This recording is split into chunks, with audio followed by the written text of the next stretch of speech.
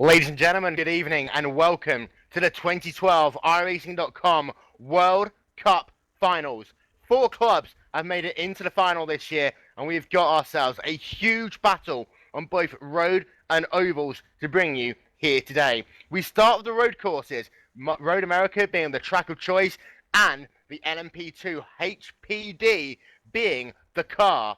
And we're going to have 4 clubs represented. We have got Club Diat, the 3-time World Cup final champions. We have got the Club Finland, who are looking to take the crown away from Diat. And we've also got Club Brazil and Club UKI as well, all represented today here live on GlacierTV. Will Vincent alongside Joni Bachmann and Niels Venneberg here for qualifying. And we're having a little bit of a look here at Club Diat in qualifying. Of course, they are the team to beat, Joni. And having a look at qualifying right now, looking as though they've got themselves a nice little bit of time. With Martin Kroenke and Andrew Bolcher doing some good practice times here as they're working away on warm-up. Absolutely, and yeah, I've been speculating this basically this moment or the road and oval finals for about how long has it been since the Q1? About 2 months now. Well, more 4 months. Ever since then, I've been pretty certain that this is how it's gonna play out in the end, and I wasn't wrong. But now it's the closer it gets to the actual race final, the more butterflies I have in my stomach. And of course, Joni is the club captain for Club Finland. We're going to have, of course, a chat with Marius Gonenbeck, who is the club chairman for Club Diat as well. Don't forget, you can keep in contact with us on Twitter all race long. We've got ourselves a number of hashtags. Use iRacing World Cup, hashtag iRacing World Cup to get in contact. But then show your support for your favourite team. Use either iRacing Diat, iRacing Finland, iRacing Brazil with an S, or iRacing UKI to keep in contact with your favourite team. We'll read out some of the best throughout the course of this broadcast. So the hashtag, the main one that you need to be aware of, iRacing World Cup, hashtag iRacing World Cup, as these cars are currently circulating on the racetrack. We've got ourselves, by the look of it, a last great change of plans, Joni, where these drivers are going to have 30 minutes for warm-up. We're halfway through that and then a 20-minute qualifying session. So we've got plenty of time to have a look and see how these drivers are preparing. Club Diat, Martin Kroenke is leading the way with Andrei Borcher in second and Marius Gonenbeck in third. They've got themselves 10 cars, so they've got themselves a 9 and a backup. And times ranging from 1 minute 47.5 for Martin Kroenke down to 1 minute 48.3 for Dennis Wanking at the moment in the 99 car. And these drivers very closely separated, and this is going to be the key for all today. These cars are going to be hugely separated, and qualifying is going to be so important. We've seen this in Pro Tours already. Passing can be difficult at Road America, so if you qualify well, you're going to have a very good chance at the start. Indeed, and looking at the qualifying times in the like you said, we're in a German qualifying session. Each club has its own qualifying session, and we're watching the DH club, not the German, but the DH club's qualifying session. And in here, Martin Kroenke is in the lead with the 147.304, with almost a half a second faster than Andrei Bolcher. Comparing that to the lap times the likes of Jesse Niemann and Gregor Hutu has done in the Proto Ice and the qualifier runs earlier 1 week ago. Kroenke's lap times are very respectable, like even in comparison to Gregor Hutu, and if I'm not mistaken, Hutu's fastest lap in the 1 week ago in the tournament was only a tenth faster. So Kroenke really has picked up the pace. We saw it in the final stages of the Proto Ice Cup, and he's carrying it all the way through here. Forget as well, for our Brazilian viewers, you can also watch the entire event in Portuguese. To do that, go to iracingbrazil.com.br. We'll be keeping a little bit of an eye on them as well, because they'll be bringing some pictures from the Brazilian qualifying. At the same time as well, we would like to welcome in our German counterpart for the first of today's races. And it's going to be a very, very tough race, Niels, and you're representing Club Diat in the booth for this first race. Looking forward to supporting your fellow countrymen? Yeah, absolutely. And thank you for having me. Welcome. And you've had a look through the field, you know the drivers well. Who do you think is going to be the one to lead the Diat charge more than anyone else here today? Yeah, to be honest, I think it's gonna be Martin Krönke, honestly. But Andre Böttcher also, you know, is a great driver, and I think these two drivers are the one really fighting for the lead. And the important thing is, for all of these drivers, is that it's going to be important qualifying for them to get a good position, but then in the race, it's kind of helping your teammates out as much as possible. And for the Club Diat, they did that very successfully last year when they were in the Star Mazdas at, the Star Mazdas at Circuit Spa Francorchamps. You saw some great teamwork by your team. Are you looking forward to seeing the same repeat performance this time around? Yeah, exactly. I mean, that's what I'm expecting. Behind, maybe, I don't know yet, but maybe behind Martin and Andre, I think guys like Marius or Mark Fangman, Björn Jens, who got second in the semifinals, or Marcus Girac being extremely fast. These will be the guys, to me, that will try to support and help the guys of the lead. And of course, Niels will be representing Club Diat in the booth throughout the first race. Of course, we're racing on the road courses first.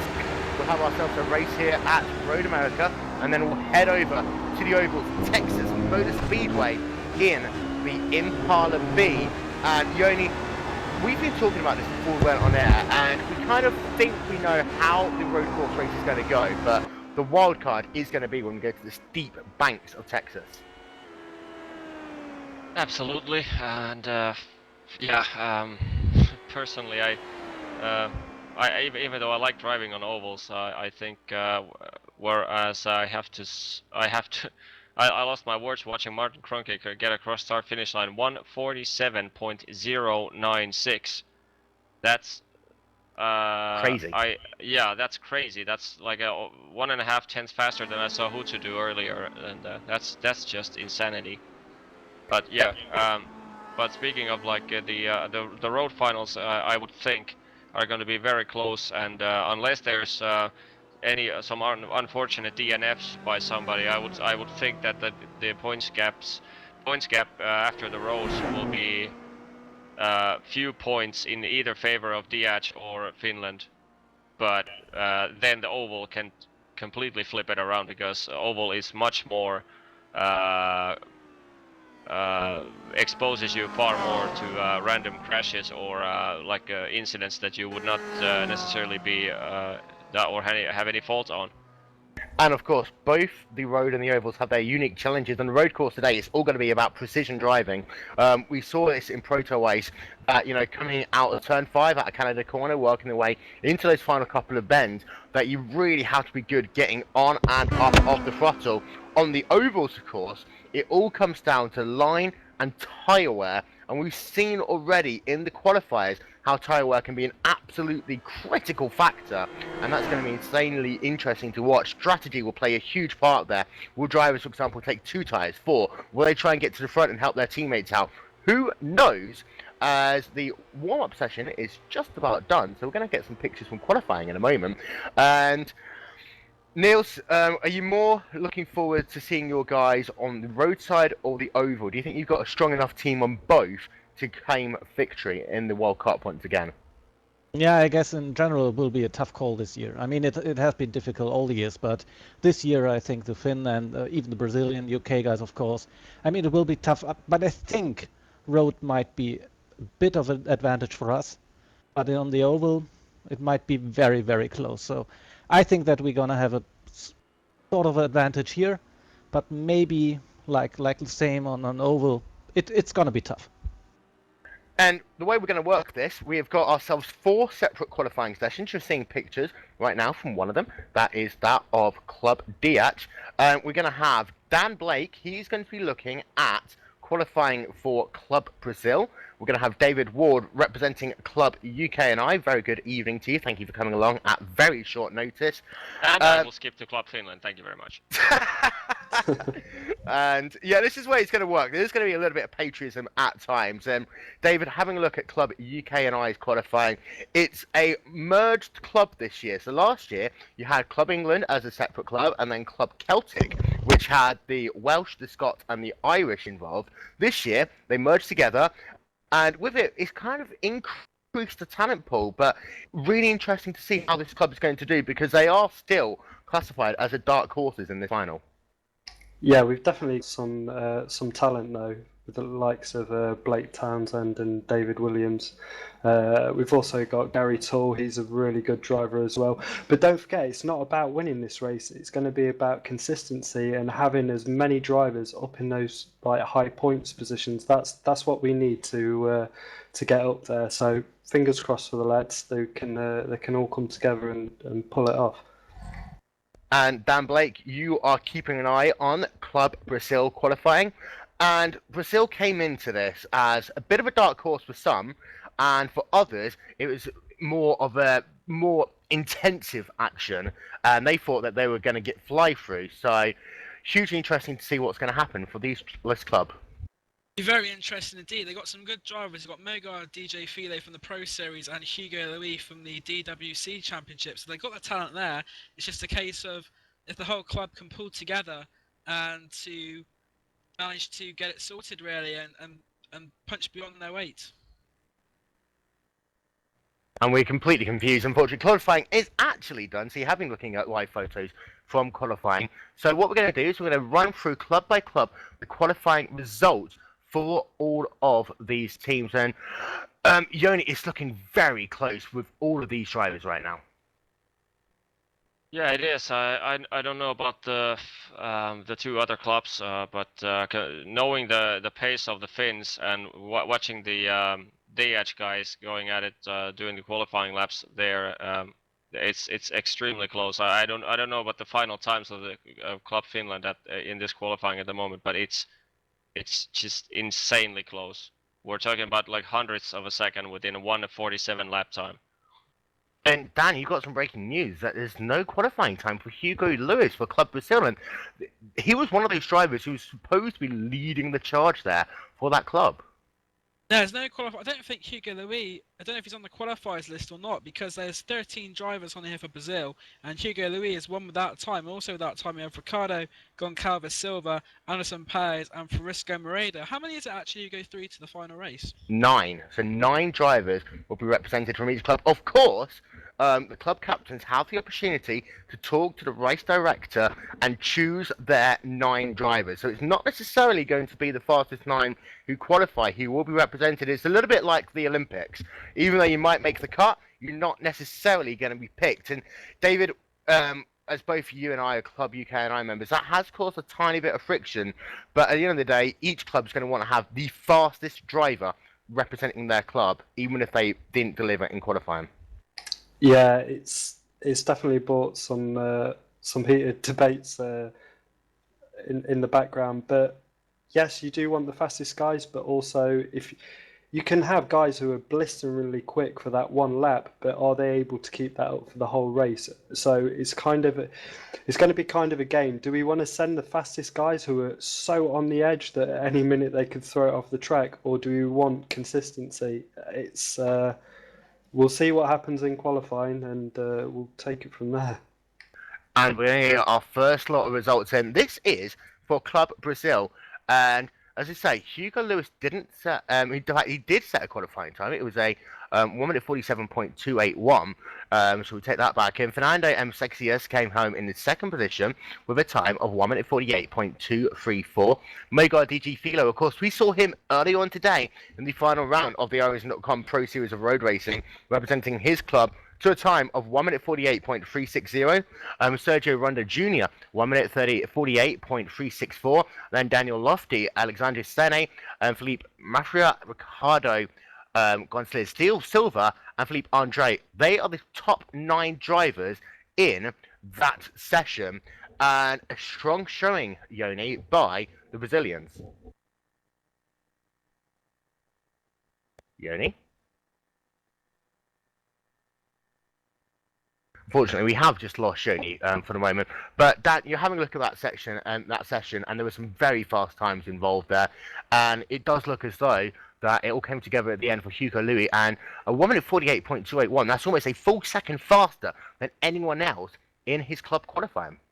Yeah, apologies for getting the results wrong before. I just saw what was on my screen, but it was obviously wrong. But yeah, Hugo Louis, a second quicker than his next compatriot Fernando M6s, and over a second quicker than the Pro Series driver Mogar DJ Philo. That just shows how quickly Hugo Louis is, because Mogar Philo, as we know, is no weak racer, and the fact that the top 9 in that class are separated by 2.2 seconds in total means that even though the top man are qualified, there's still a golfing class really in this session. But I think the Brazilians will be quite happy with their qualifying times. I think compared to some of the others, and I think they're compared to Club UK and I think they're doing quite well. So Club UK and I got a couple of established drivers, but I don't think really, although they're my home club, it does pay me to say I don't think they've quite got the all togetherness as some of the other ones. So it'll be interesting to see how they get on. But I think Brazil are looking quite good for a top 3 at least in this tournament. And remember, it was a 1 minute 47.281 for Hugo Louis there. Moving over to Club Finland and Gregor Hutu leading the charge, a 1 minute 47.243. He had himself about a 2 tenths of a second gap over Jesse Nieminen in second, 1 minute 47.408. Timo even in third, 1 minute 47.421. Alexia Loma at 1 minute 47.554. Then Tapana Lanioto, Petru Kotovara, Rico Elatala, Yori Tamala, and Onipak Kala, representing the top 9 drivers for Club Finland. And you only hopefully we've been able to get your sound sorted out, but for Club Finland, 9 very fast drivers there. Yeah, 9 fast drivers, and I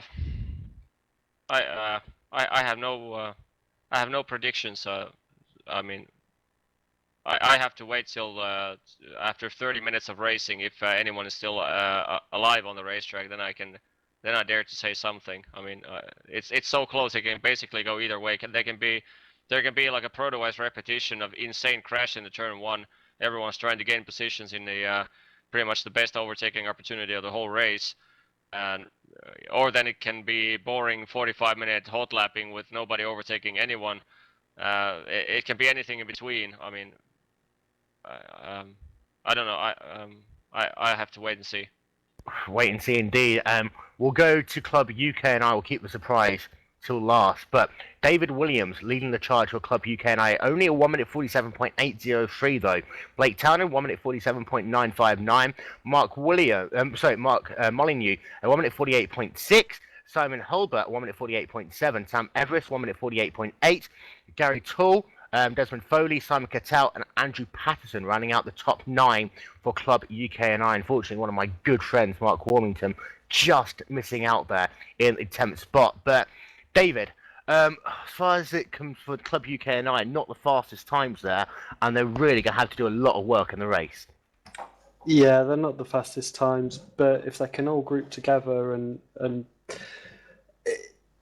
I just pull out something, I don't want it to turn into one of these watching England play football, but I can just see it coming down to that feeling of like, come on guys.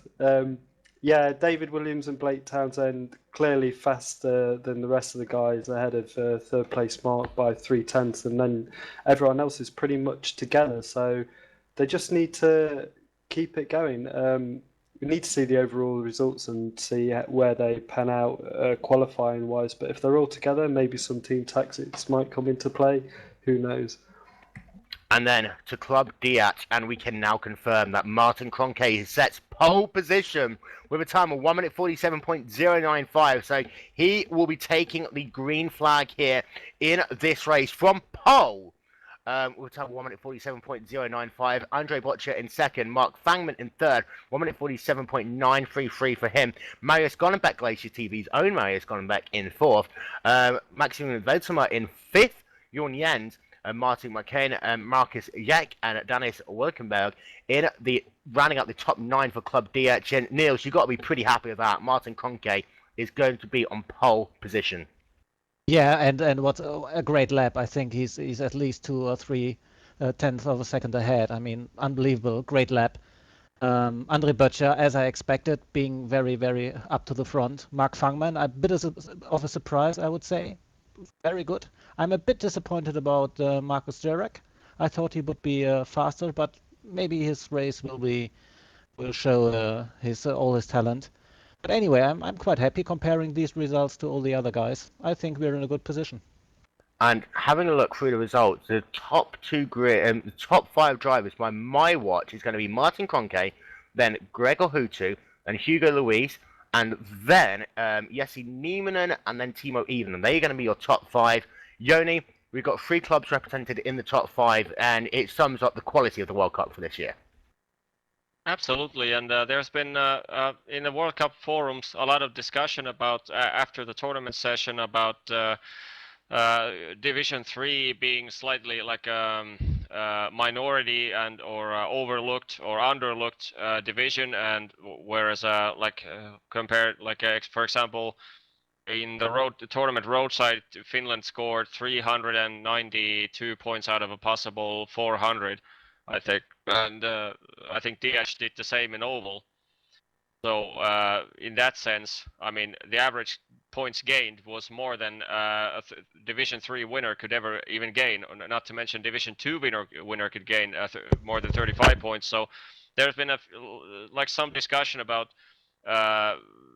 modifying the rule set a bit so that the minor divisions would shine a bit more. But in the end, I don't think it will make that much difference, because the fast clubs will be fast anyways. And it's in the end, I would say that if you start giving lower divisions too much percentage of the actual points, you're basically eliminating the finding the fastest club, which I personally don't mind. I mean, whatever solution it might be, it's still better than what we had a year ago. But yeah, overall, I would say that the system is pretty much nearing perfection as it stands right now. And the way the system works as well, it does reward safe driving throughout the field. Well, of course, there is no safety rating or iRacing involved, for those of you who are familiar with iRacing. There is the chance, just because you're in a high division, you have to drive almost slightly differently. And I had to do this in the qualifiers myself when we had the races at Texas. And by getting a nice solid top 10, you get yourself enough points to help boost your team points up and make things really interesting. But I'm going to come to you first, Niels, and the way it's going to work, Martin Kroenke starting on pole, can he win it? It's going to be tough. I mean, you just talked about all the guys being just behind him. It will be a question of if any other German driver would be able to get up front. Speed-wise, I would say yes for sure. He's able to win. I think he's one of the top 5 drivers on road worldwide, and he's in good shape. He did practice a lot. Yeah, I think he can do it. And of course, we all got to say thank you to all the drivers who have taken part in the World Cup this year. Record-breaking people who have, put their all in for their club. And we've got a couple of awards which we can announce here now on Glacier. And these are the Ironman Awards. And these have been chosen from all the people who have represented their clubs. And the 5 Ironman Awards, they go to Chris E. Pence from Texas, David Greenhill from England, Alice Stevens from England, Philip Stan from DH, and Tony Duffy from Texas as well. And I'll tell you what, it's really interesting to see, even though Texas didn't qualify for the final, they get 2 of the drivers with Ironman Awards. And the way that works is they're the people who competed in all 6 of the races, and good showing by those guys. Yeah, there was the 6 guys that really gave their best shot to help boost up their club in points, and my hats off to them. I personally did 2 out of 3 oval races, and I didn't do any road races because of also not sleeping patterns was one thing, but also because I simply knew that the Division 1 guys in Finland are simply going to molested me in HPD pace around Road America, so I just skipped those. But yeah, these guys really just you cannot really expect more, can you? Indeed, no. And we've also got MVP, I'm going to call it MVD awards, most valuable driver for each of the clubs. We're going to run through the first couple of them. Western Canada, Anthony Godel with 53 points. Club West is Nicholas Morse with 40 points. Virginia's Maya Reddy with 66 points. UK&I, Blake Townend, 73 points. Texas, Chris E. Pence with 58 points. Scandinavia, Christian Olsen, 51 points. Northwest, Wes Richards, 59 points. New York, Michael Kearns with 49 points. And New Jersey, Gerard Gilbert with 47 points. Really interesting, and well done to all of those drivers who are representing their club and doing them proud throughout the qualifiers and the final round of qualifying as well. Very quickly, we're going to bring in the club captain for Club DH, Marius Gonenbeck. Marius, you got to be proud. Your boy Kroenke got yourself into pole position for this race. Oh yeah, I'm proud. Yeah, great job by Martin, especially right ahead of Hugo, Hutu, and Niemann. So. Yeah, pretty much the Proto Ice on top of the field right now. So yeah, we already discussed that it might. I know why Yoni is laughing because I'm he's laughing got... because you said Proto Ice. If it's gonna be normal turn 1 Proto Ice, I don't want to see that That's happening. exactly what I meant, and it's gonna be just 3ID taking out 3ID, and somehow other people survive for no reason. I'm worried. I'm really. By the way, the race has been cancelled. There's no session up, so I'm going to bed. And of course, Marius is the club captain for Club DH. Joni is club captain for Club Finland. I've got to be the guy, the person to separate these two when it all goes violent later on. But Joni, Oh, I'm going to be so tired after the race. I won't be even bothered arguing. And those 352 people, pleasant souls who joined to watch the broadcast, we hope you enjoy the pure White Glacier TV World Cup iRacing promo screen. It says waiting for the switching session. sessions. Are we still in the process of switching? Yeah, I'm Because switching, I'm yeah. kind of. We have to switch the picture to waiting. We don't have anything right now. Yeah, I have a session. I have a waiting session going on after the qualifying session. My waiting session ends when the race session opens. Oh god. and I tell you what, this is always the most fun broadcast of the year for us, of course. And guys, let's take it back a minute. 1 year ago, this was the first real competitive broadcast that GlacierTV ever did. Of course, we did do 1 or 2 broadcasts beforehand, but this was our first big one. And to see it 1 year on and to see it growing in stature, not only GlacierTV, but the World Cup evolving into this magical competition now, we've been talking about this for months. Yeah, and it's for a reason. I mean, we're basically the 2011 World Cup, which we did like sort of the 5th, 6th broadcast GlacierTV ever did, had the highest viewing numbers in all our history. So I think we had something around 500 plus something, and we already broke that once. But of course, this being one of the most popular events in iRacing, we're still looking to break it again. So for the viewers, I can't exactly argue for interesting content at the moment, but it's going to be interesting. And if anyone knows the phone number for Mike Godowitz, who's hosting these sessions, please call him and tell him to wake up. Thank you. But Marius, good luck to you. You're racing in this race as well. You're looking forward to it? Absolutely not, because I'm absolutely in agony driving this track. It's my least favorite in the service and kind of got sucked into that. Stop complaining. At least you have the pace. Yeah, and you're not even driving, Mr. Beckman, I oval would if person. I have the pace. Yeah, that's what, you wouldn't have the pace, but it doesn't go that differently for me. I think I lost about half a tenth in qualifying each lap. I can't do fast with the HPD if I don't have a Mustang to push me. That's a valid point. That's a valid point. And we're going to go ahead and talk to one of the drivers from Club Finland, Riku Adatana. You're one of the most popular drivers here on Glacier TV. Hello, how you doing? Not that good. I'm a bit disappointed in my qualifying. I managed a 48.0 where as I knew I could do even maybe 47.6s or 0.5s. So take us through the pressure that's been on you. I mean, knowing the fact that you're into the World Cup finals, you've got the chance to represent your club and country and all that pride malarkey. Did the stress just get to you in qualifying? I guess it's a bit of that. It's also I just ran the Raw race World Tour event, so I wasn't too accustomed to the HPD, so maybe that played a part in it as well. So it was a bit difficult to get back on track with it and took a few laps even to get on pace. And what's your plan for the race? Marius was just talking about how my 3ID drivers took themselves out the last time we were here at Road America in Proto Ice. Today, I'm guessing today you're not a My 3ID driver, you're a Club Finland driver, so how's that going to work with your teammates especially? It's gonna work like this. Yes, the wall. Says a Ladies- guy who is not even from Finland. He is from Singapore. So we have foreign backups. Is that legal, by the way, Yoni? Did you Foreign check? talent. Yeah. Yeah, it is. Uh-oh. Okay, Ricky, good luck. We'll talk to you after the race, and Yeah, very best of thanks. luck to you. Thanks, yep. David, David and Dan, as far as the Club UK and I charge go, it's disappointing for those that team in the roadside. They have strengthened their oval lineup, however. Do you think they're just hoping that all these other drivers making mistakes and they can claw up some positions and cause a huge upset? Yeah, they're just hoping for everyone to be taken out in turn one and they just come trundling by. It's the only way, to be honest.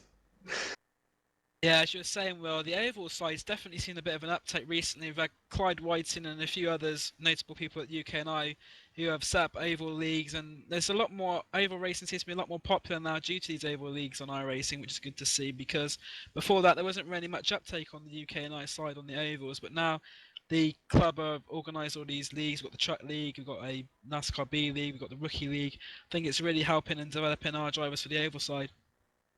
Guys, I have a great idea. What's that? Let's not bore all the viewers with the widescreen. Let's give them a video. Woohoo! We'll be right back.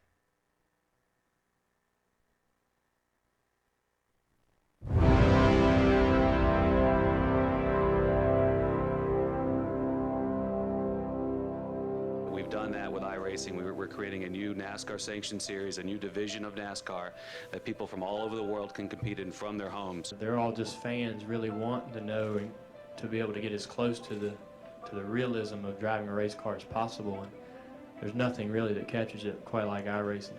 It can be a tool for guys that don't have a lot of experience at a track or don't, have never been somewhere. You can crash a lot. It doesn't hurt. Doesn't cost you a lot of money, and you can get an idea what's going on before you ever get to the racetrack.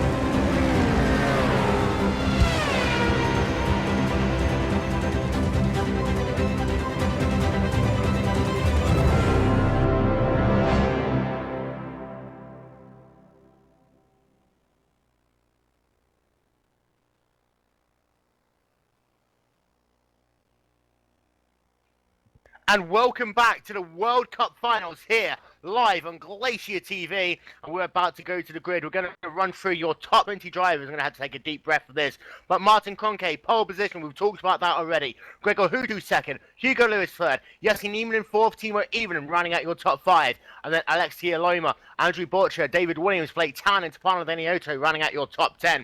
Petri Kotavara in 11th, Mark Fangman 12th, Rico Anatalo 13th, Marius Gollenbeck in 14th, Yoni Tamana in 15th, Maximilian Wildmer in 16th, Jorn Yen 17th, Fernando M. Sexius in 18th, Oli Pactera in 19th, Mogar DG Filo rounding out your top 20. We're going to go green racing in less than 45 seconds time. Do not forget that you can keep in contact with us all race long on Twitter. Use the hashtag iRacing World Cup. That's iRacing World Cup. And don't forget to support your favourite team as well. Add iRacing and then DH or Brazil or UKI or Finland to the end of your message as well. Cars lining up on the grid. The lights are going to go on. The iRacing.com gantry. We're going to be racing for 45 minutes around Road America, the 4-mile epic of a racetrack. Lights red and lights are now green. Storming down into turn 1. It was a good start there by Gregor Houtu. He's going to be side by side with Martin Kroenke as they work their way down into turn 1 for the first time. Looks like Kroenke is going to have the line as they come in. But look at Houtu so close. He's going to stop him right behind. Perhaps he'll try and make the run as they come down into turn number 2. Two Look cars at off track. Kroenke. Two cars off track. One Finn and one DH guy already in the grass. His And Mark now Fangman is off. So. Yeah. And Rico Teller's off as well, so those two took each other out. So Fangman and Alatalo out, but look at how close Gregor Houtu is on Martin Kroenke. He's trying to look to the right-hand side as they come down into turn number 5 for the first time. Houtu almost actually getting run over there by Hugo Louis as they come out of turn 5 underneath the Corvette bridge into turn 6 for the first time. Looking all the way further back to the field, starting to get a little bit of separation now. You've got Mark Molyneux working his way down the inside of Simon Hulbert. These two are club mates, and therefore, you see, and it's a big crash there, a huge crash. Oh my God, look at this. We've got drivers flipping up all over the place. This is on the exit of turn number 6. Mark Molyneux was able to get through it, but Jordi Tamara, Fernando M. Sexius, Diego Roda Jr. and Marcus Zayek all out of the race. And we look back as well. Simon Hulbert was involved in that as well. And I'm just rolling it to see who else was involved, but it looks as though we had ourselves a 7-car pileup. Niels, we had a couple of Germans involved in that as well. It's going to be disappointing for you. Yeah, it's horrifying. I just watched the replay and I saw what happened. It's a big accident in the first lap. Oh my God. And yeah. Go on, Yanni. Well, luckily Finns as well. I don't want to be. I wouldn't want to see a World Cup getting won by some team having misfortune over another. So luckily DH guy off, but at the same time Brazilian seem to be off and the Club Finn guy seem to be off. So and somewhat of a level playing field. This is playing into the UK and Ireland's hands really if you guys keep carrying on like this. Yeah, and as they work their way now on lap number 2. Don't forget this is a timed race. Lap time's about 1 minute 50 to 1 minute 47. We believe them to going be. for the overtaking across David Williams, the outside line into turn 3. Too wide. Oh my God! He's surely not going to complete the pass on the outside line. Surely not. And the thing is, David Williams is going to be on the unopportune line as they work their way down to turn number 5. So therefore, Butcher, if he's able to stay side by side, and indeed he is, if he can get down into the braking zone okay, you see Williams running wide to try and do the cut under, but Butcher getting a little bit wide, and Williams tucks in behind, but now under pressure from Blake Townend, that's his teammate, and you see that as Townend stops to allow his teammates to go back past, under a load of pressure there from Petri Kotavara, representing Club Finland. This is the battle for 7th, 8th, 9th and 10th positions on the racetrack. Kotavara charging his way through the field at the moment, but I tell you what, huge battle in the mid-pack right now. Yeah, the battle's all over the place. I mean, Houtu is right in the rear of Martin Kroenke, not giving him an inch of free space. We have battle for P7, we have battle for P12, P11. Tapani Linnaloto is right after Maximilian Wiedmeier coming through the kink right now, approaching the Canada corner. Let's see if he's going to be able to be close enough to get a draft. He's 0.2 of a second behind. Should be able to get a draft going into Canada corner, but does he risk breaking it? No. And very close racing by these drivers as they're working their way around Road America. This 4 mile racetrack here on GlacierTV, and I tell you what, huge battles going on up and down the field as they're going to come past the start-finish line once again. We're going to run through your top 10, as I tell you what, Jesse Neiman and Timo Riivonen running very closely on the racetrack, the two teammates. We've got a slow car as well. This is Jordi Tamada just putting his car off the racetrack there, allowing everyone to go past, but your top 10. Petteri Kotovara has a run. Petteri Kotovara has a good run on P9 of Lake Town and peaks on the inside now. Decide against it, yep. But might have a good run on P3 because Blake had to take a slightly different line going through the turn 1.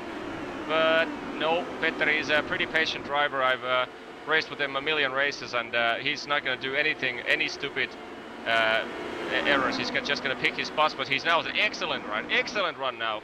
Surely he's going to have a good go now. And Towner, you see he's defending that line. Kotovara's going to have to go the long way round as they work their way down into turn 5. Kotovara to the outside. He's going to try and do the cut as they work their way underneath the Corvette bridge once again. But I tell you what, Kotovara, if he just managed to straighten that car up, he would have had him as they work their way through turn number 6. Your top 10 very quickly. Kroenke from Husi, from Louis, from Nieminen, from Evening, from Eloma. And Golombek is off. Golombek is off.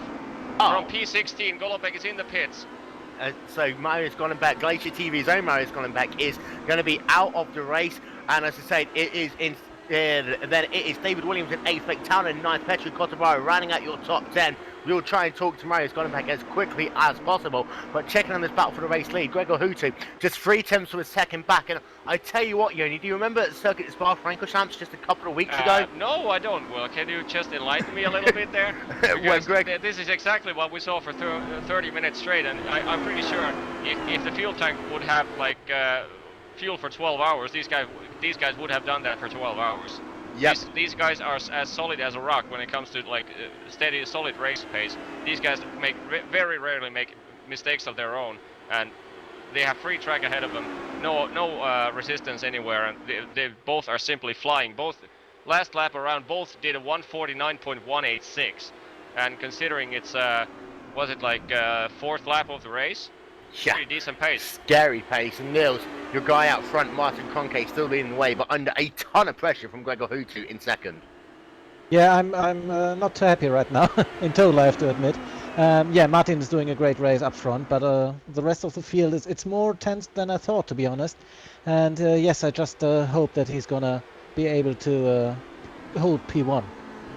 And for Martin Kroenke, he is still leading the way, representing Club Diag. In second, it is Gregor Hutu, representing Club Finland. In third place, Hugo Louis, representing Club Brazil. In fourth place, Jesse Nieminen, representing Club Finland. And in fifth, it is Timo Riivonen, also representing Club Finland. You've got yourself 3 Finns in the top 6.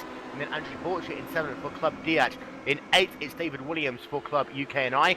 Blake Tanner, Club UK&I in 9th. Petteri Kotovara is in 10th position for Club Finland, as Riku Alatalo is in pit road. And I tell you what, Dan, it looked as though just there we had David Williams pushing Andre Borcho around the racetrack. Not literally pushing, he was really like absolutely on his tail. I had to back off, and now he just seems to be getting a run coming down to Canada Corner. So he's gained a lot of time back since the overtake, and hopefully they can catch up to 6th place and where Timo and Jesse are. But yeah, they're only 2 seconds ahead, so anything can happen now.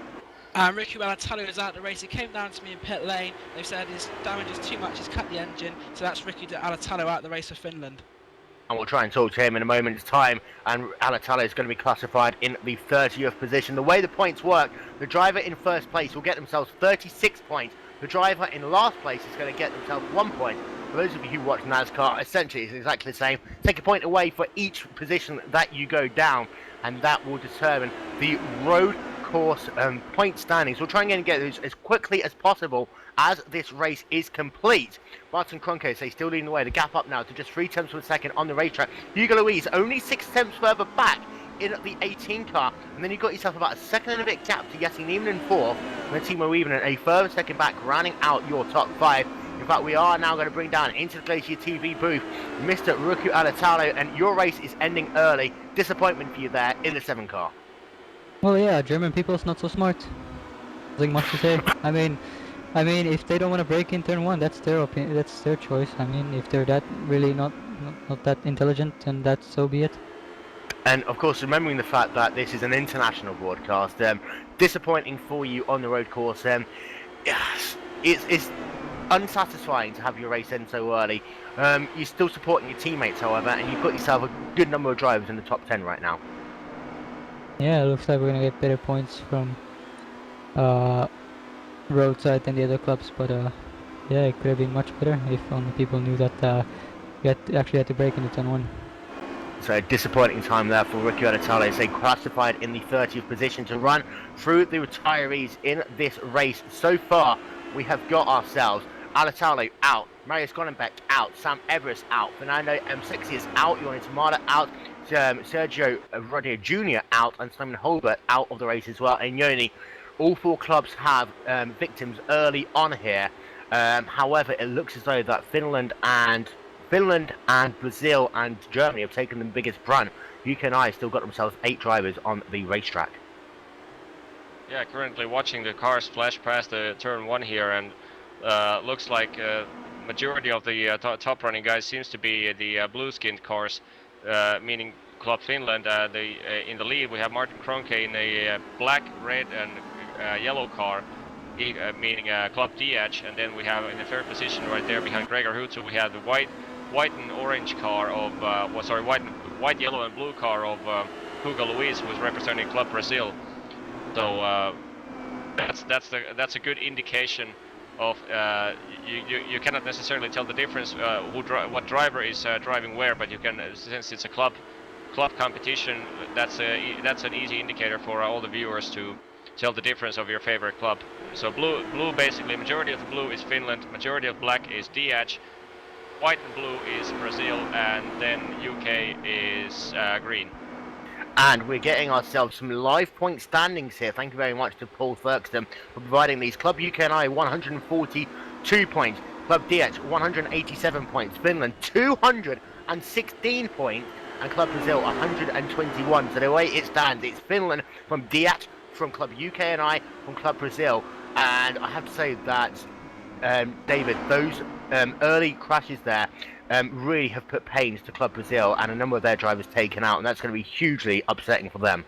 Yeah, they're going to be spitting bricks at the end of this, but it's a team competition, so you know the race is still going on now, and there could be some tactics pulled in later. But let's let it pan out because it's not over. And meanwhile on the screen, Desmond Foley got a 1 position gain for Team UK Ireland. Got up to P23, got past Felipe Andre there from Club Brazil. Sorry, no. Did I watch it right? Yeah, I don't know. You were right.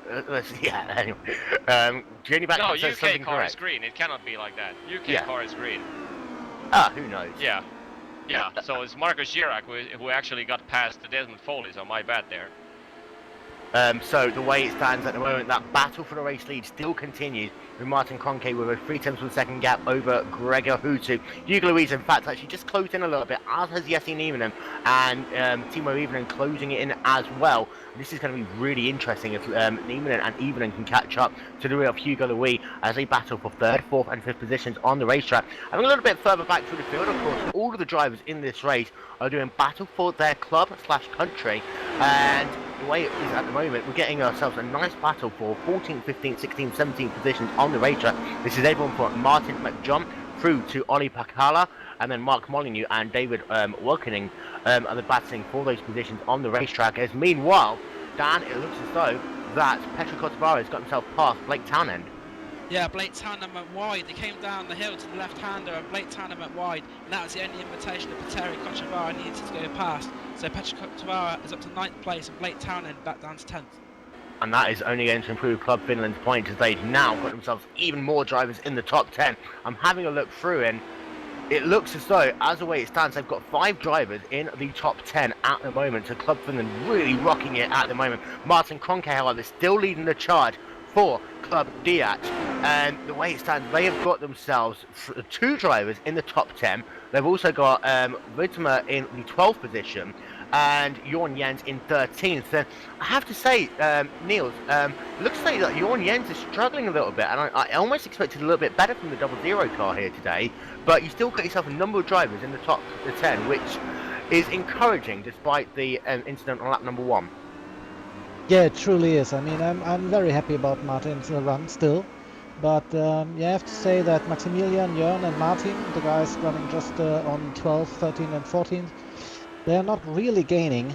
They're not really getting up to the front, so they might be there. I don't know if it's all about strategy right now, but I think they should be able to get a few positions. But yeah, you're right. He's struggling a little bit, and it doesn't seem to be just a bad phase or just a bad run of the race right now. And the way it stands at the moment is that Club DH will come out of here in the 2nd position in the standings. We saw that was the case on the qualifiers. However, you guys got yourselves a very strong oval team as well. And despite what will happen here, I'm guessing that you're looking forward to the oval side to recoup a lot of points. Yeah, we truly are, of course. But yeah, as I said before, I mean this is extremely important here to have a good result. And if the guys from Finland are in a much better position already, it might be very tough in the oval later on. And while we're talking P16, P17, P18, these 3 cars, Mark Molinier, Dennis Wedeking, and Mogar DJ Philo, they are all flying last lap around exactly 1 minute 50.0 against the guy in front. Because the 2 guys in front did 151.0, so 155.1.4, sorry. So 1.2 seconds a lap they're gaining on the following 3 cars. It will be interesting to see what's going to happen when they get to the dirty air effect. Yeah, and we've seen this before, David, that these cars, they separate out a little bit. People get into the Hutu takes the lead. Hutu takes the lead from Martin Kroenke into turn 5. That's a beautiful pass there by Gregor Hutu, and it was all because Kroenke just went a little bit wide. And having a look at the replay, it looks as though he actually got himself a little bit on the curb there. Yeah, and Hugo Luis is right there with Hutu, just ready to attack, and that was, to be frank, quite honest, that was the last thing that I would ever thought would have happened. I mean, looking at how these guys went toe-to-toe in Spa for 30 minutes without either one making a single mistake, even though we went 2 wide through bus stops, etc., etc. That's the last thing I would have expected from Martin Kroenke. And we're going to try and get ourselves a super slow-mo replay as they came down into turn number 5. And having a look back at it again, Martin Kroenke just got himself, he was on the rumble strip, and we saw this in the Pro Series race early on today, Yoni, that you get yourself the car, get the middle part of the car onto the rumble strip, and it just steps out on you a little bit. Kroenke runs wide, and Hutu's like, thank you very much, I'm going to take the race lead away. Yep, replay coming on right now, and we can see, yeah, there's a basically, like we saw there, just, it doesn't take much, really. It's, he did a slight, Kroenke did a slight cutting the curve in the, in turn 3 there, and yeah, Kroenke just tries to use a so-called exploit line, which was debated at the start of the World Cup whether or not that line should be allowed because of the possible time gain you can get through there. But in all fairness, I don't personally judge using that wider entry into turn 5 because even if it's possible to gain like a 10th or so. Using that wider line, it's also extremely risky, like we saw Martin Kroenke there. Just put the car there just slightly wrong, and that's it. The corner is just completely wrong for you. Yep, and it's that whole risk and reward factor, and Kroenke out front needed to take the risk. Unfortunately, it all went wrong for him. And I tell you what as well, Jesse Niemann is now caught up to the rear of Hugo Louis in the battle for the 3rd position on the racetrack. Timo Ivonen has dropped back. He's now 2 seconds behind this battle. We thought that Ivonen was going to come into play. He hasn't. Alexia Loma is charging at the moment in 6th position, but we got ourselves a 4-car battle now up front, with Gregor Hutu from Martin Kroenke from Hugo Louis from Jesse Niemann separated, David, by 1.5 seconds on the racetrack. And these are some of the best sim racers in the world doing battle not only for themselves but for their club here. And I tell you what, that's the first mistake we have seen by Martin Kroenke, and it's probably going to be the last mistake we see by any of these drivers because they've just had their car absolutely nailed to the racetrack.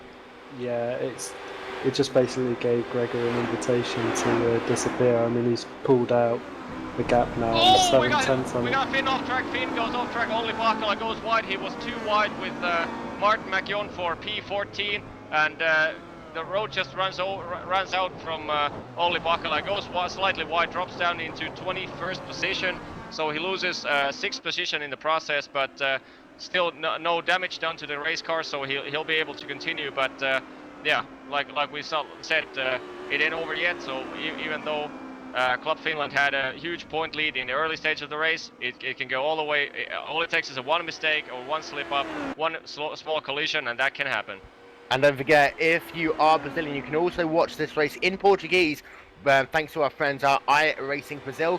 Go to iracingbrasil.com.br to view a Portuguese stream of this race. As it stands, your top 10, Gregor Hutu from Martin Kroenke, Hugo Louis in 3rd, Jesse Niemann in 4th, Timo Even in 5th, Alexia Loma in 6th, Andrew Borchardt in 7th, David Williams in 8th, Petru Kontavara in 9th, Blake Townend rounding out your top 10.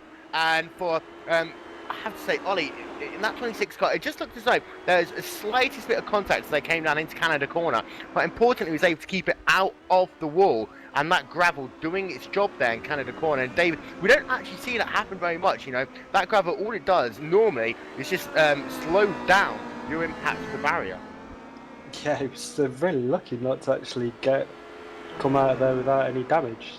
Normally we just see cars absolutely flying into there, and it's usually race over and Townend is walking going back to to get the pits. P9.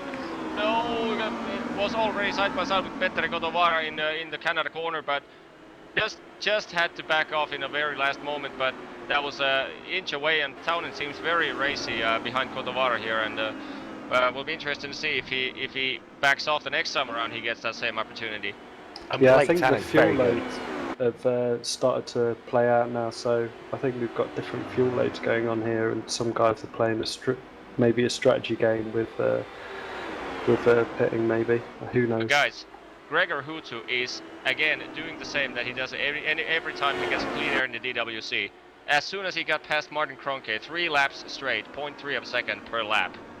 It's ridiculous, isn't it? He's like 1.2 ahead of 148.578, and last time around 148.6. Stunning. That pace is just ridiculous. But Hugo's right on Martin now. He's just reeled him in, so he's just sitting there. Maybe he wants to take second. Who knows? Current standings as they are: in 4th place, Club Brazil, 123 points. Club UK&I, 144 points. Club DH, 187 points. Club Finland, 212 points. And Niels, having a look at Martin Kroenke, I mean, he's fallen back now from Gregor Hutu, 1.2 seconds. Importantly, that is now going to put him back in clean air. And do you think that's going to help him in his charge with Hugo Louis in the battle for the 2nd position? I think he just got a bit confused about the mistake he did, and of course he got angry or whatever happened there. And I think he lost most of it, 3 laps you only just mentioned. I think from now on he's going to be stable at the same gap to Gregor, but let's see how it works out with the strategy later on. I'm also watching Andre Butcher, who is really fighting hard to get Alexei in front of him, and he's just gaining 10th by 10th, and I think there's going to be a battle soon. There is going to be a battle soon between these two drivers on the racetrack, and I tell you what, that is going to be hugely entertaining to watch, as we are just past half race distance here in the first of the 2 World Cup finals here live on Glacier TV. Don't forget, coming up after this race on Channel 1 will be the oval final, and that will be taking place at Texas Motor Speedway in the Chevrolet Impala Nationwide car. And I tell you what, the qualifiers for this were highly entertaining to watch. So when it comes on to the ovals, it's going to decide who will be the World Cup champions for 2012. Right now, it is Club Finland in the catbird seat. They've got themselves just over 15. They got themselves 15 points gap over Club DH. However, Yoni, we saw this in the qualifiers, that gap can disappear very quickly once we change disciplines. Yeah, and the gap can not only when we change disciplines, that gap can disappear in the next 2 minutes. All it takes is, let's say, Hutu makes the same mistake as Kroenke did, just puts his car over the curb, snaps his car sideways, Kroenke slams into him, Lewis has nowhere to go, Jesse has nowhere to go. All of a sudden we lose one DH guy, 1 Brazilian leader, and 2 Finns. So all it takes is 2 minutes, and it can be a complete wreck. as we're working our way on what is lap number 13. Let's say we're about 24 minutes now into this 45-minute race. Having a look at Petro Cottovara, he's still defending heavily from Blake Tannen. Tannen's dropped back a little bit. That dirty air effect is kind of coming into play. He's stuck in that kind of 6th, 7th, 10th window. And David, he had the chance a couple of laps back, and now I think he's probably overworked those tyres a tiny little bit and having to just drop back, perhaps regroup. And we've got a car actually off the racetrack there, and that is Simon Cattell, who was already scored laps down, but his car is off the racetrack somewhere. This is just before the penultimate turn. Cattell's car very damaged there, and he's just trying to turn laps right now for Club UK and I in that 36 car. For Blake Tannen, he needs to regroup. Sorry, Wills. Penultimate corner, the Brazilian driver Felipe Mafra snaps his car a bit, goes over the grass in the Canada corner. In the penultimate corner, just I don't know who was it that rear-ended Felipe in that penultimate corner, but he goes sideways, almost causes a big wreck, and Felipe is off again. That car is completely totaled. And that was Andrew Patterson there. So the cars were going too wide ahead of him. Of course, they had Simon Cattell on the grass, but you had Gary Toll and then you had the DH driver of Maximilian. They were working too wide into that penultimate corner, and it looks as though that Felipe had to check up a little bit. He tried to look down to the inside of Gary Toll as they came into that penultimate corner. He got himself a little bit sideways, and then Andrew Patterson had nowhere to go, ran into the rear of him, and Patterson's got himself a ton of damage. Felipe Mafra is probably going to be out of the race as well. His car is all over the place. In fact, he is now classified as out of the race. But a Brazilian there and a Club UK and I driver involved in an incident whilst they were running too wide ahead of him, and that was a battle for 17th and 18th position, Maximilian Veltema and Gary Toll on the racetrack. Niels, it does show, like these drivers are giving it absolutely everything, and one tiny mistake by a driver can cause a huge chain reaction. Yeah, absolutely. I'm just watching Hugo following Martin, and he's really pushing, and he really wants to catch him. And Martin again and again got a bit of oversteering there, so that's gonna be tough very soon, I guess.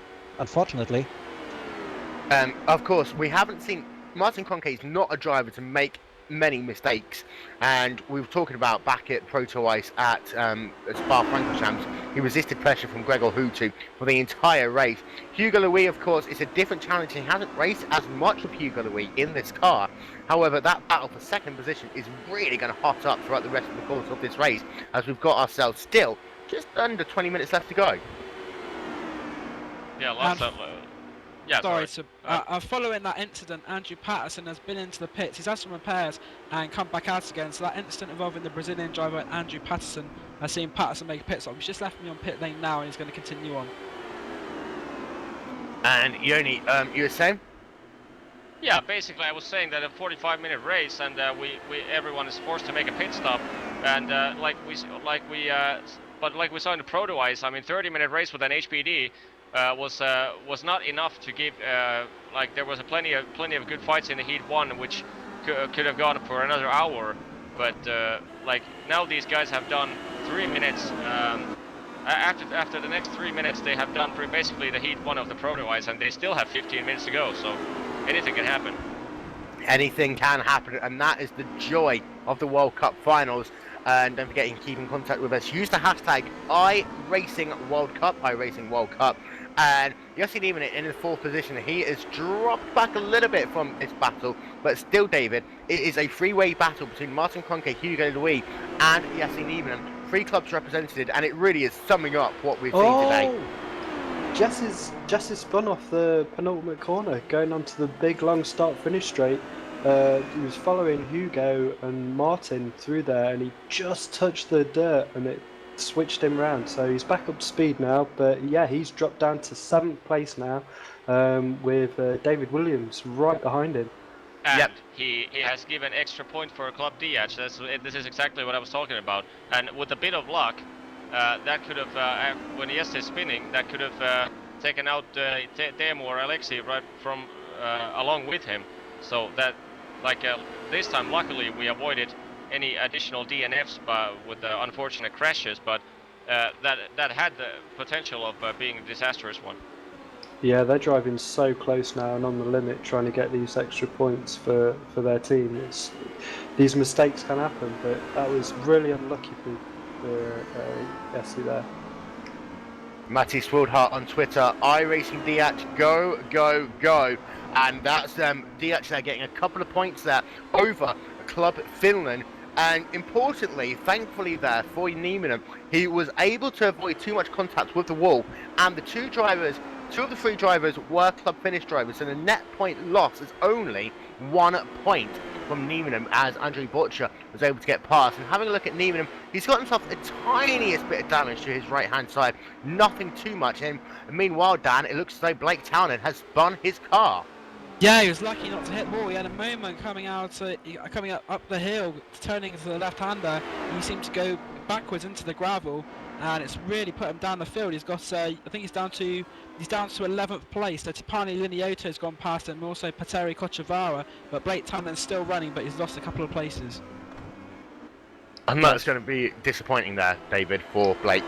Yeah, he's such a nice lad, and he puts in a lot of time and effort, and it just doesn't seem to have the luck, but he's such a talented driver. Yeah, he's going to be gutted, but top 10. Well, if you can get top 10 at the end, I mean, he's only 2 seconds behind 10th place, so he might be able to catch up and get a top 10 result. And that meant a net gain of 1 point. Now, cancelling out what happened to Nieminen there, as Panalaniotto for Club Finland was able to get himself up into the top 10. The points, as it stood a lap and a half ago, it was Club Brazil 120 points, Club UKNI 144, Club DH 189 points, Club Finland 213 points. So things tightening up a tiny bit there, David. Yeah, definitely. The thing is now is that because Nieminen's coming back through the traffic, I mean, he was up there with like easily the top 3 guys, and he's coming through now with traffic ahead of him. And how is that going to pan out? Are we going to see some aggressive manoeuvres, or is he just going to sit here comfortably knowing that his team's got the points? I mean, this could play into the hands of anyone, really. Mogara DG Filo on pit road for Club Brazil in that 46 car. He's going to get himself some fresh tyres and top up with race gas, we believe. And he's back out and away on the racetrack. And he's now down into the 20th position by the look of it. But it is still Gregor Hutu out front. And look at that gap. It's now up to 2.6 seconds.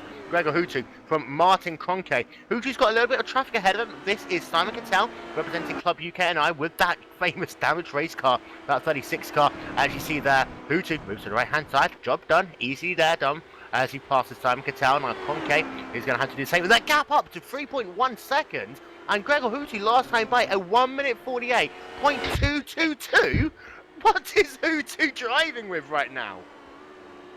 The pace that this guy can just do lap after lap is just bizarre. I mean, honestly, every time somebody watches like a random driver in the service or a casual driver watches DWC races and he goes like, yeah, well, I mean, Hutu, yeah, he's a few tenths faster than this guy and that guy, and you're comparing him to the fastest drivers in all the sim, in the whole sim or the whole service. And now that at the beginning of the Proto Ice, Gregor Hutu said that, well, I haven't really tested the HPD, I have to get to work on it. He did like a few days of practice. He had Darren Marsh to help him build the setup, and out of nowhere he just completely demolished the old world record by a second. And we've got a couple of other drivers on pit road. Mark Molyneux is on to pit road, making himself his pit stop, as is Gary Toole, as is Desmond Foley as well. So the Club UKNI guys coming down to make their trip on towards pit road. Having a look, and Foley's out and away. Gary Toole is out and away from the pit box. And having a look back now at Gregor Hutu, working his way through Canada corner once again. And I always say this with Gregor Hutu, David. He doesn't do these huge manoeuvres on the steering wheel. And they always say to drive fast, you have to be smooth in high downforce wind cars. And Gregor Hutu, he's so smooth behind that wheel. It's ridiculous how much he doesn't move the wheel. It's just crazy. It's like, well, how are you even making the car turn? He's probably so loose as well, but he is ridiculously smooth just watching as we go into turn 1 now. But yeah, he's just smooth on the steering wheel, smooth on the power. It's gap's up to 3.2 seconds now, and Hutu's just checking out. And Timo Evenen is making his pit stop as well. And cars on pit road is continuing along Timo Evenen into his pit box, keeping an eye. No one is deciding. It's that Dennis Wilkening is coming on onto pit road as well. And Niels, the way this race is shaping up, it's very interesting to see all 4 clubs making their own contribution. But you have to say right now, just 2 clubs are really in it. They're pulling away, and that is Club DH and Club Finland. Yeah, that's for sure. That's true. I'm just watching again and again, still lap after lap, Hugo Lewis following Martin. And Martin had a small mistake the lap before, and he got sideways a bit. And Hugo was so surprised by that he, not running into his back, that he just even lost almost a second. But he's now back on his back again, fighting for the not the lead but the second place. And he's really got some oversteering. He's really fighting in his car. Yeah, in total, I'm still not very satisfied, to be honest. I'm a bit tensed still. I hope that Martin can maintain this position. You're not the only one, mate. You're not the only one. Yeah. Mark Wilmington, Huso is cheating. He's driving too fast. Hilarious point by him. And you know why that is? Why? His wheels are too round. His wheels are too round. Oh, and a very big thank you to everyone, and of course, Hutu's watching. Into the pits. Yep, so he's making his first pit stop of the day, his only pit stop of the day, unless he speeds, of course. Everyone else is in the pits. This is the last possible moment to pit. Yep, yeah. So all these drivers. Kroenke, Louis, Eloma, Niemann, Butcher, Williams, Kotavara, all on towards pit road. Stefano Leniotto coming in as well. Blake Tanner, we expect him to come in. All of these drivers onto pit road, so it's going to be a hugely busy place as they're all down at 45 miles an hour. Do not speed now, otherwise you could cost your club the World Cup. Hutu nicely into his pit box. Let's have a look at the drivers behind. Martin Kroenke, he's into the first pit stall. Nicely there for him as well. Hugo Louis nicely into his pit box. Aloma nicely into his pit box as well. So everyone's been perfect. Hutu, of course, we expected him to be first out. But I tell you what, taking him. Louis is Kroenke in the pits. Yeah, I was watching that. I was waiting for Hugo to come out. So hopefully he's put on enough fuel towards the end, or he just had a better pit entry. And Hugo Louis gets himself into second. And Jessen Nieminen passes Andre Bocher in the pits, it seems. Jessen Nieminen up into 6th position, Andre Bocher down into 7th. And it's not sure, we have to wait for a full lap. It's all unwinding now. Martin Kroenke down into the 3rd position. And a great strategic move there by Hugo Louis in the 18 car. We are going to keep an eye to make sure that he has got enough fuel in that number 18 car. But Hutu now leads from Louis, who now leads from Martin Kroenke. And Timo Evenen in 4th, Aloma in 5th, Niemann in 6th, and then Andrew Butcher, David Williams, Petteri Kotavara, and then Stefano Leniotto are the top 10 drivers on the racetrack right now. And that's, David, that's huge for Hugo Louis. That is massive. I could really see that he was trying to get real good pit entry. You could save so much time there. But just an update, I'm watching Andre and David Williams battling it out now, and David seems to have caught up onto the back of Andre just from the pit stop. So hopefully the Englishman can get a nice 6th place there for Club England. Yeah. And guys, the reason why Hugo was able to pass Kroenke is because he simply outpitted everyone in the field by scarcely believable 1.1 seconds. Wow. And it's an uphill pit lane as well, Yoni, and that makes it very difficult to get in. It's always the last of the late breakers, but hopefully Louis has got enough fuel to get it to the end.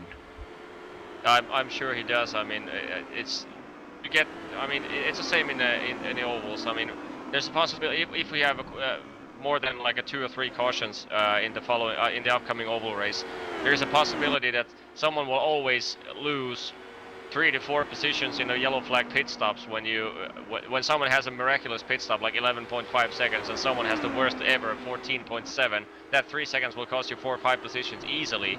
So pit stops are always a random factor in motor racing, but well, that's one thing that if a series is boring or nothing but hot lapping, that's when the pit stops shine through.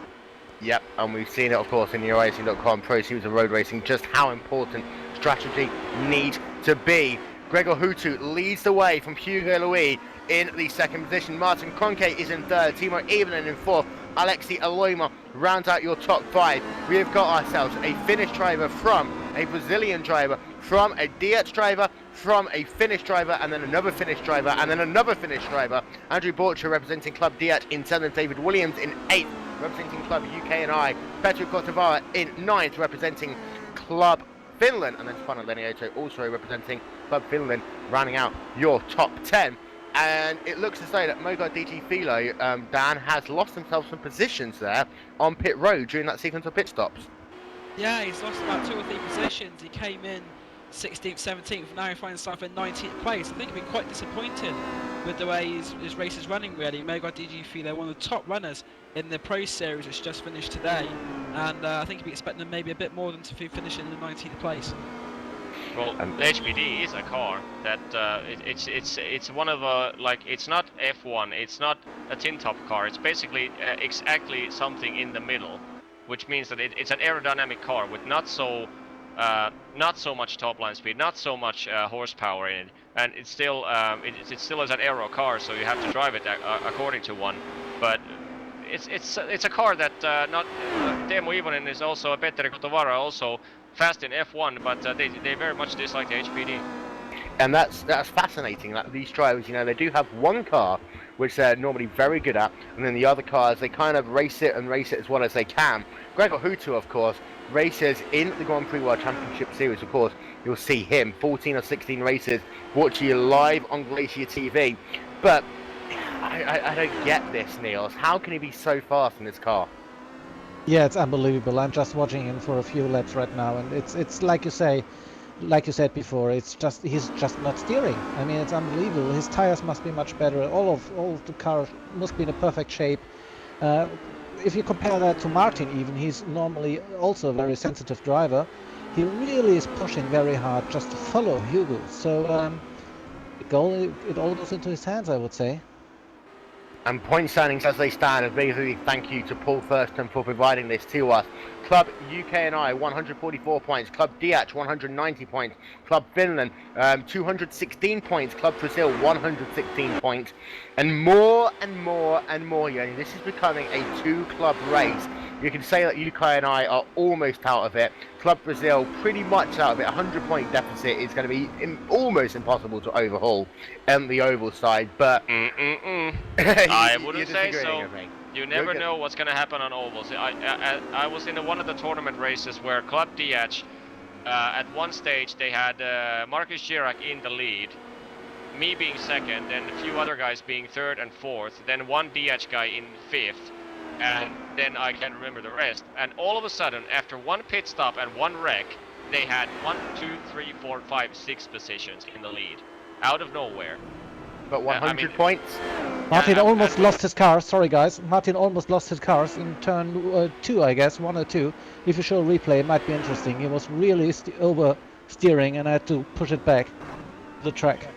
And just having a look back, and that was in turn, and that was very, very close there for Martin Kroenke. He's really having to overdrive that car. He's lost himself about 2 and a bit seconds there to Hugo Louis now, and it seems to be the fact that Kroenke is a very good defensive driver, but maybe he just hasn't had the raw speed here today in race pace. I mean, blistering lap on qualifying, putting out all the stops. His race pace has been good. That's not taking anything away from him, but it looks as though he's just kind of faded in the latter stages of this race, Yoni.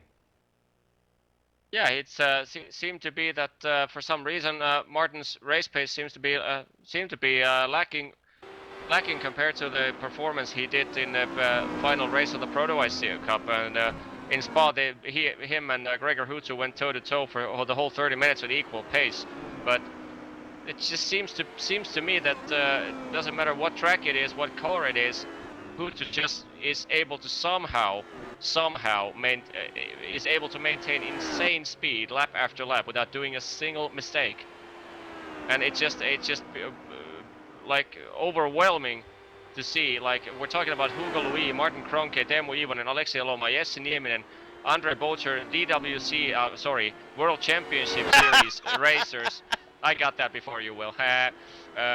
These guys are all racing in the World Championship Series of Formula 1. With we're talking about few tenths a lap, and they just can't. I mean, I can't find a word. I mean, if I'd go up against the P5 car of Jesse Nieminen right now, I would basically, he might as well could reverse and he beat me. And Hutu is just basically ridiculing with these guys. Yeah, indeed. And the point standings as they are, still in 4th place is Club Brazil, 119 points. UKNI, 140 points. Club DH, 191 points. Finland still leading the way with 216 points here in the first of the World Cup finals. Of course, don't forget, after this race, we do it all over again on the ovals. Tune into Channel 1. My friend's going to kill me for watch. Watch live online on Channel 1 for that, because you can't tune in an internet, apparently. But Hutu's still leading the way. The gap is now 3 seconds over Hugo Louis. A further 2.6 seconds back is Martin Conke. Looks as though that Aleski Aloma has let Jesse Nieminen go past him. This is 2 Club Finland drivers, and Nieminen going past Aloma. Of course, they don't want to crash into each other. We've seen on Proto Ice just how the My3ID drivers like to end up crashing into each other. That's not the case here today. Club Finland working really well, as in fact are all of these clubs, and well done to all of these clubs, of course, on making it this far. There's always going to be winners or losers. The white flag is in hand. One more lap to go for Gregor Hutu, as he's working his way now down into Canada corner. In fact, I'm completely on my wrong side there, as he's working his way past start finish line down into turn number 1 for the final time. And Yoni, it's been a great showing there by Hutu. Great show by Hutu, but equally great show by Hugo Luis, passing Martin Kroenke in the pits and keeping Martin Kroenke under pressure the whole time. And Martin Kroenke, my hats off to him for even though giving that position to Hutu because of that slight mistake, he still kept his composure there even after making the slight mistake. Kept Hugo Luis behind him, and yeah, we've seen Kroenke made a small mistake. Jesse made a small mistake. In the start we had Rex, but the 2 cars wrecking Riku and I can't remember who. But still, awesome performance by everyone. Very, very little amount of off-tracks, wrecks, spins, etc. But those few spins and wrecks that we've seen are from exactly from the guys that I would least expect to cause those. As Gregor Hutu. It just shows you the amount of pressure and dedication and the speed that these guys carry. Indeed, yes, and Gregor Hutu working his way now down into Canada corner for the final time here. He started his race in the 2nd position. He had to wait for a mistake by Martin Conke to be able to get past in turn number 5. Since then, it has all been about him. He's been able to build up a 3-second gap as Hugo Louis was able to get past on pit road. So it is going to be coming out the final corner for the final time. Gregor Hutu is leading Club Finland's charge as they leave the road courses and head over to the ovals. They've done the first thing they needed to do by claiming victory here in Road America for the first of the 2 World Cup finals. Hutu takes victory. Hugo Louis is going to come home in the 2nd position, 3.3 seconds further back. Martin Kroenke comes past the line. Diach's 1st place driver in 3rd. Now Timo Nieminen in 4th. Jesse Nieminen in the 5th position. Aleksi Aloma in 6th. Andre Borcher in 7th. David Williams in 8th. Petteri Kosovara in 9th.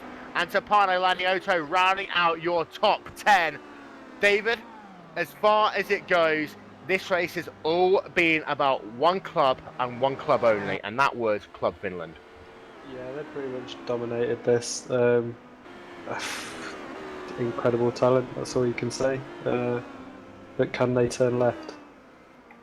Can they turn left? And this is a question, you know, we say it in jest, you know, if they can turn right, why can't they turn left as well? But they're going to the ovals next, Niels, and it's a very tough challenge. Texas Motor Speedway, it's a very fast oval, and you're putting it in the Impala B, Chevrolet Impala nationwide car, which is very difficult to turn, actually. Things are going to get very, very interesting. Yeah, that's for sure. And yeah, I have to admit I'm a bit disappointed, honestly. I thought it would be like 200-200 between the guys from Finland and us. So it would be all about the oval. But now I think they're got some kind of advantage in the oval. So, but it's like Joni said, you never know what's happening. If there is a big bang on the first lap, even the Brazils can do it, whatever. I mean, it all depends what happens next 1.5 hours, I would say. Yeah, yep. In all honesty, I'm pretty much disappointed by this outcome. Naturally, Club Finland gained a huge amount of points, but in the sense of how I predicted that it's gonna go, with like a close. If there hadn't been a few off tracks and spins, etc., I would have really expected. I really expected Club Finland and DH to share the points. And in fact, I actually in my head gave slight advantage to Club DH for the roadside in total Yeah, of 9 did the drivers. same. So yeah, but somewhat disappointed to see that big of a gap occur in. Before the ovals, but yeah, anything can happen. It can be a possibility that none of the Finns even finish the race. I'll tell you what, comment of the day that I've seen so far goes to Corey Wharton. Simply, Hutu, can you turn left? Yoni, do you know? No, I can't. I reverse. I have to turn right. So we're going to get ourselves some final race results now up on your screen. We'll bring you points very soon. However, to run through the final race standings for this, Gregor Hutu claiming victory in a time of 46 minutes. Hugo Lewis in second, Martin Kronke in third, Timo Even in fourth, Jesse Niemanen in the fifth position, Alexia Loma in sixth, Andrew Borcher in seventh, David Williams in eighth, Petru Kotavara in ninth, Tapano Renioto running out your top 10, then Blake Town in 11th, Bjorn Jens 12th, Martin McJohn 13th, Mark Molyneux in 14th, Maximilian Veltmer in 15th, Dennis Decking in 16th, Ali Pakala in 17th. Shut up, Yoni. Gary Tool in 18th, Mogar DG Philo in 19th, and Marcus Dirac rounding out your top 20. And then the race results coming up on your screen momentarily. And Yoni, that was absolutely unnecessary by you. No, it wasn't. You have been always criticizing me about every small detail I do. That was the biggest failure you do all year. Well, yeah, seeing as it's only a month in, there's still probably a lot worse to come.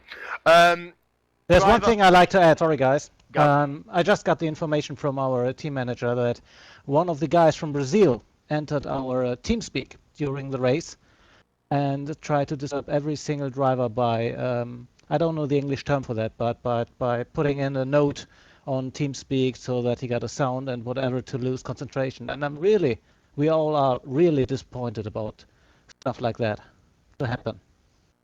Potential dirty tactics. Who would have thought? But no, that's really this. I would. Yeah, it's disappointing. I would rather at least. expect top 4. I mean, in a normal qualifier, I would expect to see some idiots do that kind of maneuvers, but I wouldn't expect them to do it in a grand finale. Yeah, I mean it does not really change anything right now, but you never know. It's kind of disappointing, really. Anyway. Meanwhile, driver of the race, and Niels, I am going to start with you first. Who's your driver of the race? Hugo for sure. David? Yeah, Hugo, just for that crazy ass pit entry that he was doing. Yoni? Normally I don't go for cliches, but I have to say Hutu. His pace was just simply unbelievable. Dan? I go with Hutu as well. He's dominated the race really today. Does that mean I have the deciding vote? Is this like X Factor all of a sudden? You just choose someone random, mate. I am going to give it to Hugo Louis for that crazy pit in. I've not seen a pit in like that, as fast and as perfect as that, in a long, long time. You know, Hutu, he had to wait for that mistake from Martin Kronke, and then he disappeared into the sunset. That lap that we saw him do, that 2-2-2, was just absolutely phenomenal. But for me, it was all about Hugo Lewis and that pit stop. That was truly sensational, and getting a little bit of a reprieve there for Cup Brazil. Yeah, we've got the results second, yet. Guys. Yeah, we're just on the verge of getting the points. Just give me one extra minute, and we should have the points. Shall I sing a song?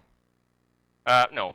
Nope. Okay, we won't sing a song, but Dan, it's all going to come to the ovals, and this is when things are going to get very tricky. Texas Motor Speedway, one of the narrowest ovals of the NASCAR circuit, also one of the fastest ovals.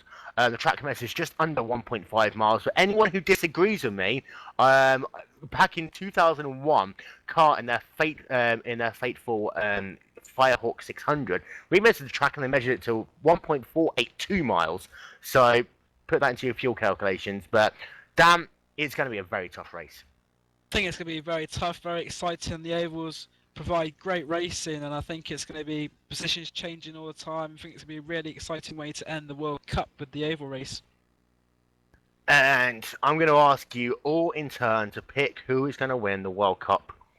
And I'm going to go first once again to you, Niels. Who's going to win it? Do you ask for my wish or what do I think would happen? What do you think will happen? Because I know what your wish is. What do you think will happen? I mean, I gonna get killed if I would say the guys from Finland. I think Okay, it's guys. gonna be very, very difficult. We have the Very points difficult up. for us to win. So I'll I come think back. the Finns could do it. I'll come back to everyone in a moment, but the points are up, and we have confirmation. Club Brazil in 4th place, 119 points. In 3rd place, Club UK and I with 139 points. In 2nd place, Club Diat with 191 points, but leading the charge with a points difference of 16 points. Club Finland with 217 points. And at this time, I'd like to welcome into the GlacierTV booth the club president for Club Finland, Mr. Joni Backman. You must be incredibly happy with that.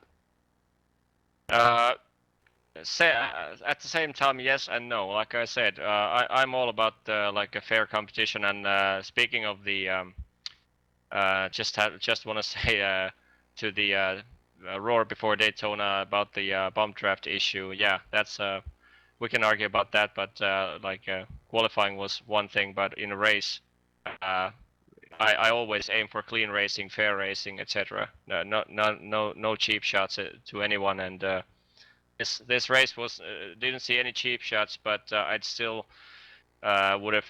I preferred not to see the few DH guys, the fast guys, experience misfortune and getting a DNF in early stage of the race. But yeah, it is what it is, and the point gap is not big, and there's plenty of opportunities for DH to claim the title, or even UK and Ireland get the title, depending on how the oval goes. So we'll see. And as far as the oval goes, I know that you're racing in it. What's going to be your game plan? My personal or the team? We'll start with your personal one. Survive. I will. No, seriously. I will start the race with I'm not gonna take any over anxious dive moves, etc. I will take it steadily. Try to just survive. If there's guys who are just eager to wreck everyone with a super overtaking maneuvers in first 2 laps of the green after the green flag, feel free. But I will just try to survive the whole thing, and after the first 50 laps, we'll see how it goes. And yeah, like I said to all my teammates, survival is the key. I mean, if you get a DNF, you might as well not race at all. I mean, the DNF is not going to do anyone any good. So just bring your car to the finish, and you're. I mean, that's the best thing you can do for the club. I mean, if you're going to lose a position with the price of it, just do it, but don't risk a DNF. And Dan, when it comes to the oval, yeah, I think Yoni makes a very good point. That, you know, if you have a wreck, it can not only take yourself out, it can take out another 5, 6, 7 drivers very easily. And on the oval, there's a lot of things that have to come together for you. Things like tyre wear, things like pit strategy. Do you take 2 tyres or 4 tyres? And also the way you navigate on the racetrack. In my mind, it's going to come down to a last 10 lap shootout, but it's going to be amazing to call. Yeah, usually with the ovals, there's a lot less manoeuvre for errors as well, because you make an error and hit the wall, not only could you cause yourself damage, but you can cause a big crash as well, taking out lots of other drivers. And also the pit strategy is even more crucial in these oval races, with it all being so close in the pit lane. Missing your pit box or a speeding penalty can really cost you. In the road racing, sometimes with it being a bit further spread, it can only cost you maybe a place or 2. But in the ovals, you can lose 5, 6, 7, even more places just by one silly mistake. So it's really, really important that on the oval side that you really get your marks perfect and that you concentrate to a full, because one mistake can cause catastrophic consequences, not just for you but for people around you as well.